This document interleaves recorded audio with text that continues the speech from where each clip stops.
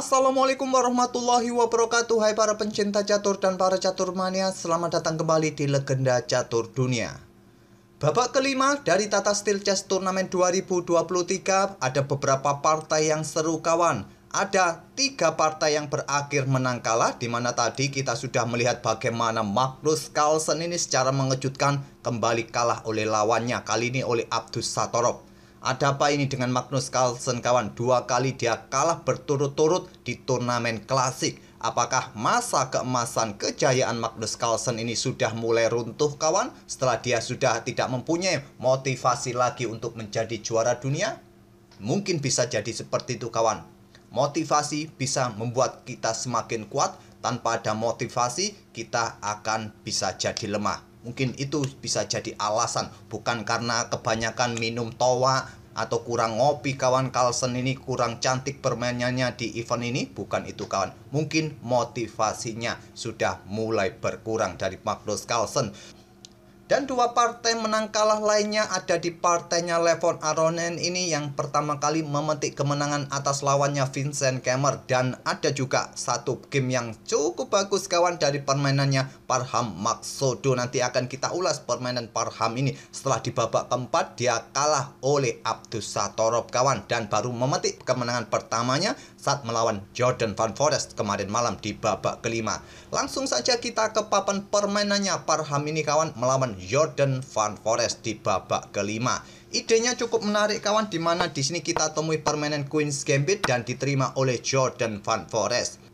Kalau kalian pegang putih dan mendapati pion C4 kalian atau gambit kalian diterima seperti ini kawan, kalian bisa melanjutkan kuda F3 pilihan utama atau langsung pion E4 untuk mendapatkan kontrol peta pusat langsung kawan. Kalau kuda F3 biasanya dibalas kuda F6 untuk menjaga peta E4 ini, pion E3, pion E6, dan di sini kalian ambil balik pion hitam di peta C4, pion C5 akan dilanjutkan oleh hitam di jalur utama Queen's Gambit accepted kawan. Tapi kalau kalian bermain dengan pion pusat seperti ini, inilah yang terjadi di game ini kawan. Walaupun di posisi ini opsi-opsi yang lain bisa dipilih seperti dengan pion E3 tidak 2 petak langsung, ataupun kuda C3 terlebih dahulu barulah nanti peta E4 dimainkan, ataupun menteri keluar ke peta A4 skat mendapatkan pion ini. Banyak pilihan juga. Di game aslinya Parham langsung ingin mendapatkan kontrol peta pusat langsung dengan pion E4. Langsung diserang dengan pion E5 kawan. Pilihan utamanya adalah kuda F6. Setelah pion E5 ini kuda D5 dan gajah ambil pion C4 jika bermain dengan kuda F6. Memilih pilihan nomor 2. Sejak kemarin kawan, Jordan Van Foreest ini memilih jalur-jalur sampingan. Di babak ketiga atau keempat ya, ketiga dia kalah oleh Fabiano Caruana. Memilih jalur-jalur sampingan dari Petrov Defense. Sekarang juga memilih jalur sampingan dari permainan Queen's Gambit accepted ini. Pion E5, kuda F3, gajah B4 skat. Di sini yang paling umum adalah ambil pion ini langsung kawan, tapi mengeluarkan gajah ke B4 pilihan nomor 2 dengan tempo skat. Blokade oleh kuda C3, kuda F6 untuk tekan peta E4 ini kawan, artinya membuat langkah pengorbanan pion di peta E5. Diambil oleh Parham, kuda ambil pion E5, tidak terburu-buru juga dengan ambil pion yang ada di peta E4 kawan, memilih dengan pion B5 pilihan terbaik. Kalau ambil pion ini kawan, maka gajah putih juga bisa mendapatkan pion hitam di peta C4. Dan coba lihat, kalian sudah tidak punya tempo lagi untuk sikat kuda yang ada di peta C3. Yang logis adalah mengamankan Raja Rokade. Putih juga akan mengamankan Raja Rokade. Barulah terjadi pertukaran di sini. Memang terlihat mendapatkan pion putih kembali dengan tempo kawan. Di sini bisa berlanjut gajah ambil pion yang ada di peta ini kawan. Seperti ini diambil balik oleh benteng, dan di sini menteri bisa keluar ke peta B3 kawan. Ancam gajah di sini, ancam benteng di sini kawan. Itulah yang akan dilakukan oleh putih jika melakukan rokade pendek saat ini.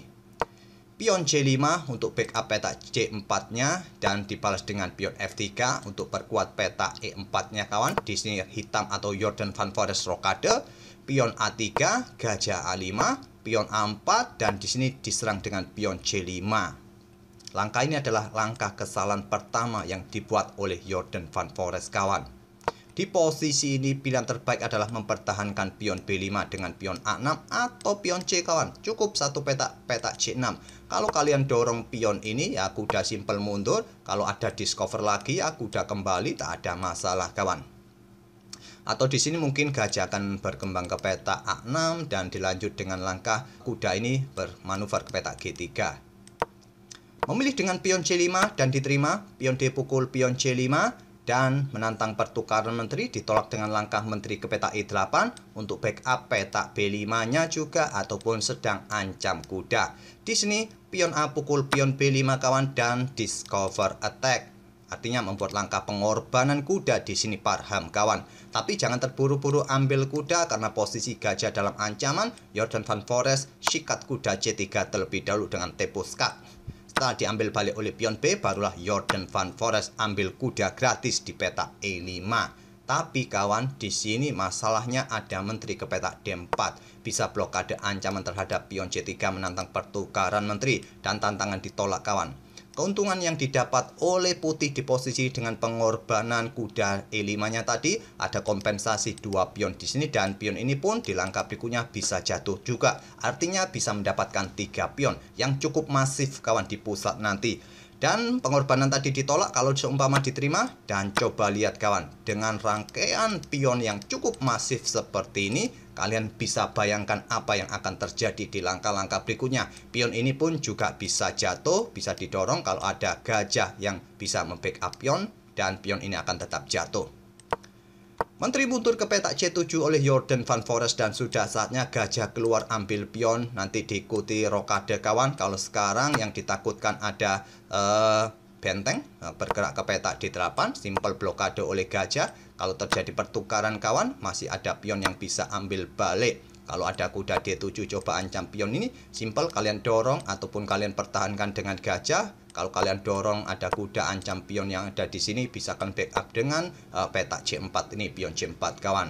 Putih akan tetap unggul dengan pion-pionnya ini. Tapi memilih dengan langkah pion C6 kawan. Gajah E6 pertahankan pion oleh Jordan Van Forest. Di sini gajah E2 persiapan rokade. Dan di sini Jordan Van Forest melihat pion ini cukup mengganggu, dia kembalikan keunggulan perwira untuk eliminasi pion ini, pilihan terbaik kawan. Diambil balik oleh pion B, tidak langsung ambil balik karena pionnya dalam ancaman menteri beserta bentengnya. Di sini terlebih dahulu benteng ancam menteri, menteri mundur ke F2, barulah pion A5 untuk menghindari ancaman dari putih. Dan sudah saatnya putih bisa melakukan rokade mengamankan raja, tapi memilih pengembangan gajah gelapnya terlebih dahulu. Ancamannya jelas kawan, barulah menteri ambil pion yang ada di petak C6.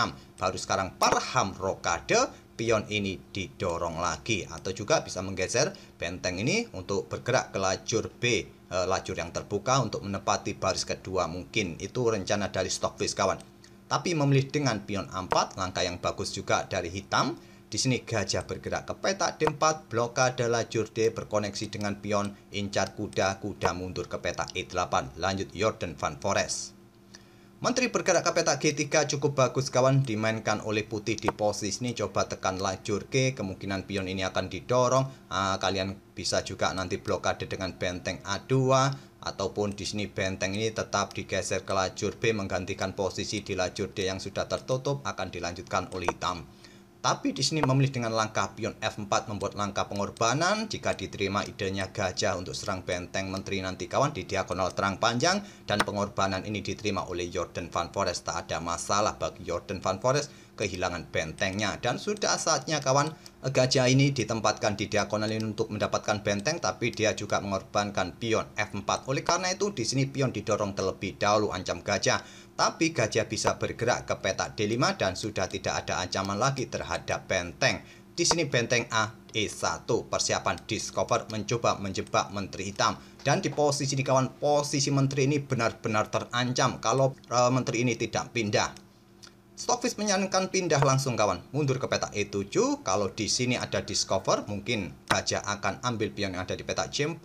Kalian bisa melanjutkan menggeser menteri ini kawan, dan menteri kalian aman. Tapi Jordan Van Forest melakukan kesalahan lagi kawan, mendorong pionnya. Entah apa yang dipikirkan oleh Jorden van Foreest di sini untuk mendorong pionnya membuat langkah pengorbanan menteri dengan gajah bergerak ke petak H5 kawan. Discover dan menteri ini sudah tidak mempunyai lagi tempat pelarian.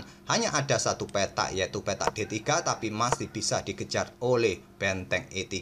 Menteri dalam posisi terjebak kawan sudah. Di sini Jorden van Foreest diam saja menterinya kawan, tidak dipindah, memilih mendorong pion A2-nya. Dan benteng sikat menteri E4 diambil balik oleh gajah. Benteng A1 menghentikan laju pion. Benteng DB8 persiapan menuju petak B1 kawan. Di sini diblokade oleh gajah terlebih dahulu di B6. Benteng naik ke petak A6 dan benteng ambil pionnya ada di petak A2. Lanjut Parham Magsudi menantang pertukaran, ditolak, memilih ambil gajah. Benteng A ambil gajah B6. Persiapan menuju petak B1 dan pion H3 memberikan ruang bagi rajanya. Kuda F6 mengaktifkan kudanya kembali, gajah mundur ke petak E2, coba rebut pion di sini kawan. Dijawab dengan langkah benteng bergerak ke petak B5. Untuk coba rebut pion ini melepaskan pion C-nya, diambil oleh Parham. Benteng ambil pion F5, ancam menteri. Menteri A7 coba mendekati benteng dan di sini benteng digeser ke F8. Karena posisi menteri ini juga sedang mengincar petak F7 kawan, jadi benteng digeser ke F8. Benteng B2 persiapan diadu lagi. Pion H5 memberikan ruang. Benteng B8 terjadi pertukaran benteng oleh Jorden van Foreest. Sudah tidak mungkin lagi mempertahankan bentengnya kawan. Raja bergerak ke petak H7 dan gajah ambil pion F7. Benteng G5 kawan dan pion G3 didorong untuk menghindari ancaman, masih cukup kuat dengan keberadaan menteri menjaga pion G3. Benteng digeser ke A5, coba melakukan serangan dari bawah. Gajah E6 terlebih dahulu oleh Parham kawan, dengan kekuatan di diagonal ini mencoba menjaga posisi pionnya, ataupun jika ada kesempatan gajah ini siap diadu lagi kawan. Dijawab dengan langkah benteng A1 skak. Raja F2, gajah G6 memberikan ruang bagi kuda kawan untuk aktif. Di sini pion G4 diadu, ditolak dengan benteng B1 ancam menteri. Menteri ke pusat ke E5, kuda E4 skak. Raja bergerak ke petak G2, di sini benteng B2 skak, raja F3 dan pion H4 untuk memberikan dukungan bagi kudanya kawan. Dijawab dengan langkah gajah D5 ancam kuda. Di posisi ini kawan mungkin terlihat benteng ini siap melakukan serangan, tapi tak ada masalah bagi raja, masih bisa bergeser ke pusat kawan. Memang di petak-petak ini sudah tidak bisa lari lagi raja, tapi masih ada petak E3. Kuda memilih lompat ke petak F6, tapi setelah menteri bergerak ke petak G5 ini kawan, di sini di langkah ke-45 Jorden van Foreest menyerah. Ancamannya jelas, pion ini jatuh kawan. Kalau kuda ini sikat gajah, ya pion diambil dulu. Nanti setelah raja mundur kawan, menteri bergerak dan mendapatkan kuda di langkah berikutnya. Sudah tidak seimbang lagi kawan komposisinya jika permainan dilanjutkan dengan kekuatan menteri harus dilawan hanya dengan gajah plus benteng. Apalagi putih masih mempunyai 3 pion kawan. Posisi raja masih cukup aman, nanti bisa muter-muter di belakang pionnya kawan jika ada serangan dari benteng. Itulah kawan game dari Parham Magsudi yang memetik kemenangan pertamanya di event ini mengalahkan Jorden van Foreest pecatur tuan rumah. Kita akan bertemu di video-video berikutnya. Terima kasih. Jangan lupakan kawan, di video tadi, jika kalian belum menonton videonya Magnus Carlsen yang kalah dari Abdus Sator tadi, silahkan kunjungi videonya kawan. Dan seperti biasa ada undian pulsa di situ. Kirimkan 4 nomor kalian untuk kita undi jika tebakan kalian benar. Kita akan bertemu di video-video berikutnya. Terima kasih. Wassalamualaikum warahmatullahi wabarakatuh.